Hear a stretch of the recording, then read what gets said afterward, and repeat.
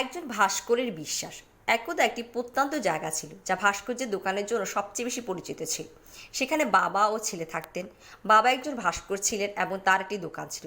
তিনি দোকান থেকে তেমন লাভ করতেন না। অবসর সময় বাবা তার ছোট ছেলেকে ভাস্কর্য শেখাতেন।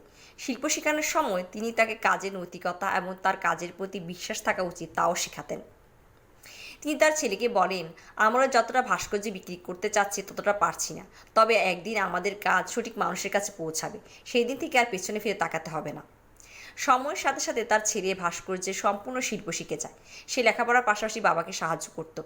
এলাকার অন্যান্য ভাস্কর্য তাদের দোকান বন্ধ করে অন্য কাজে চলে যায়। তার ছেলেটির বাবার উপদেশ দিয়ে যে এই কাজ ছেড়ে অন্য আয়ের উৎস খোঁজার জন্য, তুমি এটি থেকে কখনো উপার্জন করতে পারবে না। কিন্তু বাবা ভাস্কর্য তৈরি ও বিক্রি করতে থাকেন। একদিন এক ব্যবসায়ী তার গাড়িতে ভ্রমণ করছিলেন। সেই প্রত্যন্ত জায়গায় আসেন এবং দেখলেন যে ভাস্কর্যগুলো সূর্যের রশ্মিতে সোনার মতো জ্বলজ্বল করছে। তিনি বাবার দোকানটি পরিদর্শন করলেন এবং ভাস্কর্যগুলো দেখলেন। তারপর বাবাকে বললেন, এই ভাস্কর্যগুলো দেখতে দারুণ, অন্যান্য দেশে এগুলো উচ্চ চাহিদা রয়েছে, আমরা কি একসাথে ব্যবসা করতে পারি? তুমি ভাস্কর্য বানাও আর আমি বিক্রি করব। ব্যবসায়ীর প্রস্তাবে বাবা ও ছেলে খুশি হলেন এবং তারা চুক্তিতে রাজি হয়ে যায়। তারা আরও ভাস্কর্য তৈরি করতে শুরু করে এবং শীঘ্রই তাদের ব্যবসা বহুগুণ বেড়ে যায়। গল্পের নৈতিক, আমরা যখন জীবনের কোনো কিছুর পেছনে লেগে থাকি সময় দিই, আমাদের প্রথম ধাপ হলো তাতে পূর্ণ বিশ্বাস রাখা।